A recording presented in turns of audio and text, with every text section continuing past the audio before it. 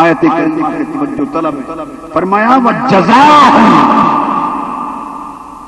انہوں نے فرمایا تھا کہ لوگوں سے جزا، ارے لوگوں تم اہل بیت کو جزا دے ہی سکتے ہو، کیا جزا دو گے؟ ارے جزا پانے والے تو ان کے قدموں کی دور کے صدقے سے جزائیں پاتے ہیں، ارے جزا تو ان کی عطا سے جنم لیتی ہے، ارے جزا تو ان کی عطا کا نام ہے، جزا تو ان کی رضا کا نام ہے۔ وہ جس سے راضی ہو وہ جزا پائے، وہ جس کی جھولی بھرتے وہ جزا پائے، وہ جس کے سر سے کوڑا رکھتے وہ جزا پائے۔ تم کیا جزا دو گے؟ جزائیں تو وہ خود بانٹنے والے ہیں، جزا رب دے گا۔ رب نے کہا اب سن لیں عمل کیا کیا تھا۔ روکھی روٹیاں دی تھی 3 دن، ذرا ذہن میں رکھنا۔ عمل کیا کیا تھا؟ 3 دن جو کی روکھی روٹی دی تھی، سالن بھی نہ تھا، جو کی روکھی 3 دن کی روٹیاں، یہ عمل تھا۔ ہائے اوپر سے 3 دن کی روٹیاں دینے کی جزا کیا آ رہی ہے؟ فرمایا وَجَزَاهُمْ بِمَا صَبَرُوا جَنَّةً وَحَرِيرًا۔ اے علی و فاطمہ، اے حسن و حسین، جو صبر آپ نے 3 دن کیا اور خود روٹیاں دے کر پانی سے افطار کیا، اس عمل کے نتیجے میں رب تمہارے صبر پر جزا دے چکا، اور وہ جزا کیا؟ جنتاً وحریرا۔ اس 3 دن کی روکھی روٹیاں دینے پر تمہیں جنت ملتی۔ سنو جنت کی قیمت۔ ہائے ہائے ہائے، لوگ عمر پر عمل کرتے ہیں اور جنت کے طالب ہیں، اور یقین نہیں ہوتا کہ عمر پر عمل کر کے جو جنت ملے گی یا نہ ملے گی۔ ایک وہ ہیں جن کے عمر بھر کا عمل جنت کی ضمانت دیتا، اور ایک وہ ہے جن کی 3 روٹیوں سے جنت نصیب ہوتی ہے۔ 3 روکھی روٹیوں پر جنت ملتی ہے، وحریرا، اور ریشمی پوشاک ہوگی، متکئین فیہا علی الارائک، اور جنت میں تختوں پر تکیہ لگائے بیٹھے ہوں گے، کیونکہ بادشاہ جنت کے مالک و وارث ہوں گے، بیٹھے ہوں گے۔ لا یرون فیہا شمسا ولا زمہریرا، نہ تپش تکلیف دے گی نہ سردی تکلیف دے گی۔ عزاداروں اور محبوں، سوچنے کی بات ہے کہ علی و فاطمہ اور حسن اور حسین، ان کی 3 دن کی روکھی روٹیوں کی قربانی، اس کی جزا میں تو جنت مل رہی ہے، اور 10 دن کربلا کی قربانی، روٹیاں دی تو جنت ملی، علی اصغر علی اکبر دیا تو کیا ملا ہوگا؟ روکھی کی روٹیوں پر جنت، علی اصغر علی اکبر دینے پر کیا ملا ہوگا؟ اور فرمایا وَدَانِيَةً عَلَيْهِ ظِلَالُهَا وَذُلِّلَتْ قُطُوفُهَا تَذْلِيلًا۔ جنت کے درختوں کے سائے ٹہنیاں جھک کر ان کے قریب آ جائیں گے، گچھے خود جھک کر لٹک کر قریب آ جائیں گے کہ جو گچھا چاہے توڑ کے کھا لے۔ اور آگے توجہ طلب بات ہے، پھر فرمایا وَيُطَافُ عَلَيْهِمْ، ایک لطیف نکتہ ہے، کسی مفسر نے یہ ضمانت کی بات ہے، یہ نہ اہل سنت میں نہ اہل تشیع میں، پاکستان سے ایران اور عراق سے عرب و عجم، یہ کسی تفسیر میں نہیں ملے گا، یہ فقط قرآن میں ہے، اور وہ آج ذکر حسین کا تحفہ دیے جا رہا ہے، کہیں نہیں ملے گا کسی کا۔ یہ بات سند یہ ہوگا کیا وَيُطَافُ عَلَيْهِمْ بِآنِيَةٍ مِّن فِضَّةٍ وَأَكْوَابٍ كَانَتْ قَوَارِيرَ اور خدام وَيُطَافُ میل کے لیے ہے، صیغہ ہے مذکر، ان کے ارد گرد خدام چاندی کے برتن اور شیشے کے صاف ستھرے گلاس لے کر ارد گرد پھرتے ہوں۔ یہاں خدام مرد بیان کیے، وَيُطَافُ عَلَيْهِمْ خدام ہوں گے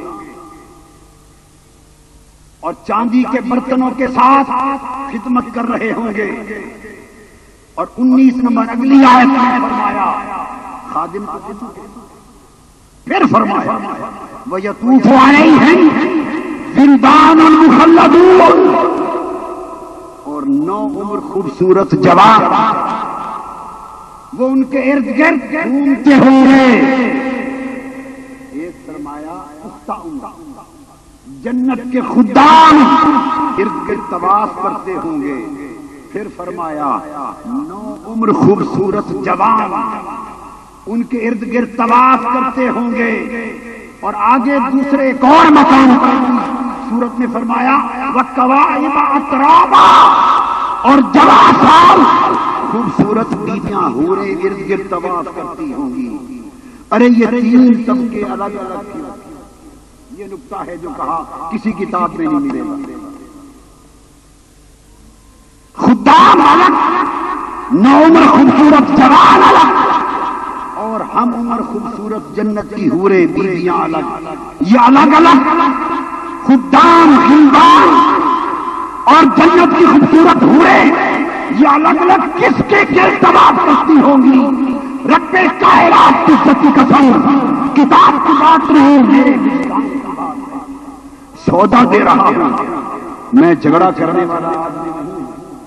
جس کا جی چاہے سودا لے جائے، اور اگر جی نہ چاہے تو جھگڑا نہ کرے، میرا سودا مجھے پلٹا دے، کوئی اور گاہک دیکھ کے دے دے۔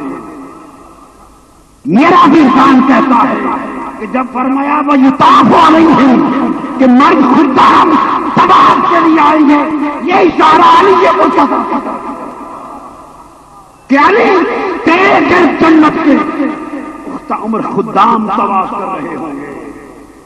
اور ادھر حسن تو بیٹھے ہیں، ان کے لیے فرمایا وَيَطُوفُ عَلَيْهِمْ وِلْدَانٌ وہ چکے جنت کی جوانوں کے سردار ہیں، ان کے گرد طواف کے لیے بھی خوبصورت جوان آئیں گے۔ ادھر سیدہ کائنات فاطمہ الزہرا بھی تو ہوگی، فرمایا جہاں فاطمہ ہوگی وہاں جنت کی خوبصورت حوریں بیویاں طواف کے لیے آئیں گی۔ علی کے گرد الگ طواف ہو رہا ہوگا، فاطمہ کے گرد الگ طواف ہو رہا ہوگا، حسن و حسین کے گرد الگ طواف ہو رہا ہوگا۔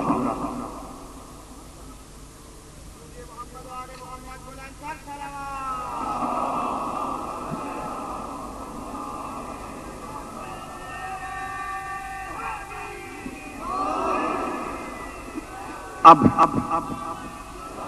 سوال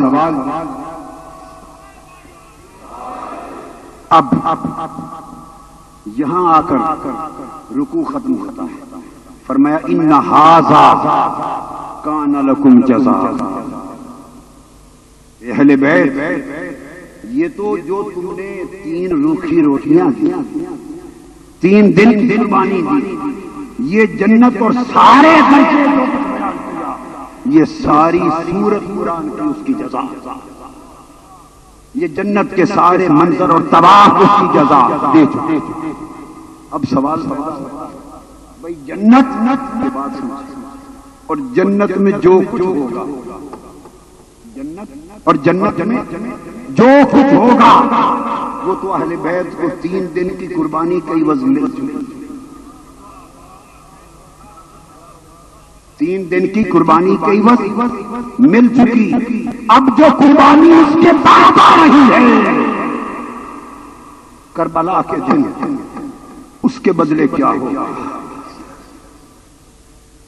تو قرآن کہتا ہے یہ جزا تو اس کے عوض مل گئی، اور اس اگلی قربانی کے عوض وَكَانَ سَعْيُكُمْ مَشْكُورًا، اور جو اگلی سعی کرو گے وہ سعی مشکور ہو جائے گا۔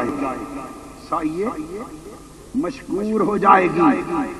ایک ہے کہ بندہ شاکر ہو، شکر کرے اور اللہ رسول. ایک ہے کہ جب بندہ مشکور ہو تو اللہ شاکر ہو، جب بندہ ذاکر ہوتا ہے تو رب مذکور ہوتا ہے، اور جب ذاکر اللہ ہوتا ہے تو تب بندہ مذکور ہوتا ہے. فرمایا اہل بیت کو جنت اس عمل سے مل چکی، اور جو اگلی قربانیاں دیں گے اس کے عوض ان کی ہر سائے مشکور ہوگی.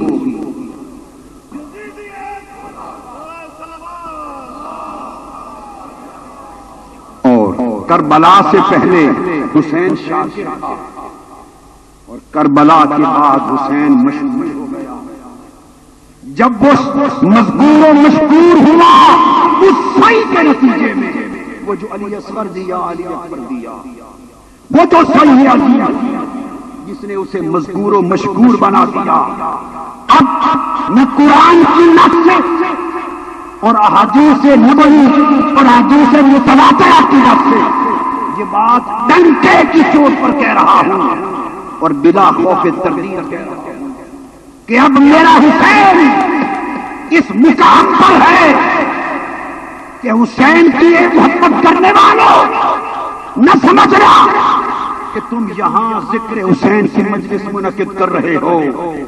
نہیں، خدا کی عزت کی قسم، ذکر حسین کی مجلس صرف زمین پر نہیں، یہاں تم سامنے ہو، ہم ذاکر ہیں. ایک مجلس ذکر حسین کی عشق ہو رہی ہے، وہاں فرشتے سامنے ہیں، خدا ذاکر.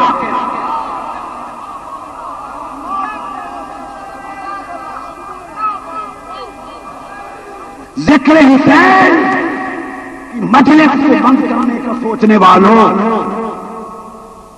ذکر حسین کو بند کرنے کا سوچنے والوں، سوچو کیسے بند کرو گے؟ اگر ذکر حسین صرف بندہ کرتا تو تم بند کر لیتے. ذکر حسین کی مجلس خدا بنا رہا ہے.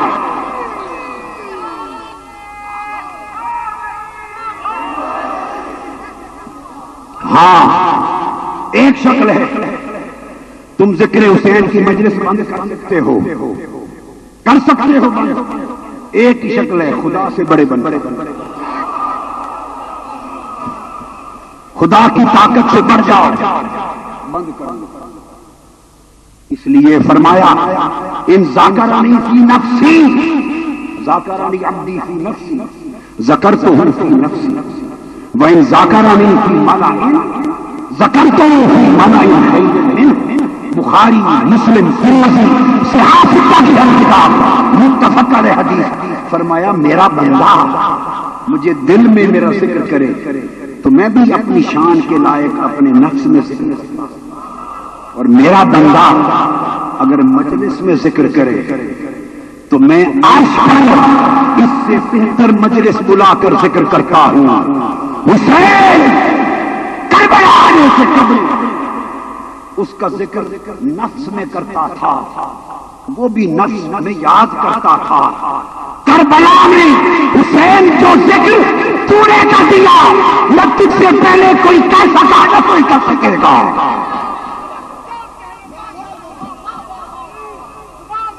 حسین نے جان دے کر اس کا ذکر کربلا کی مجلس میں کیا.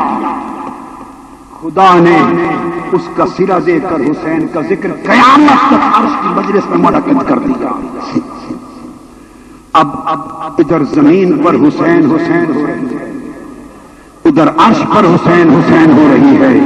ذکر حسین زمین پر بھی ہے، آسمان پر بھی، اور ذکر حسین فرش پر بھی ہے اور عرش پر بھی، اور ذکر حسین لسان خدا پر بھی ہے، لسان خدا پر.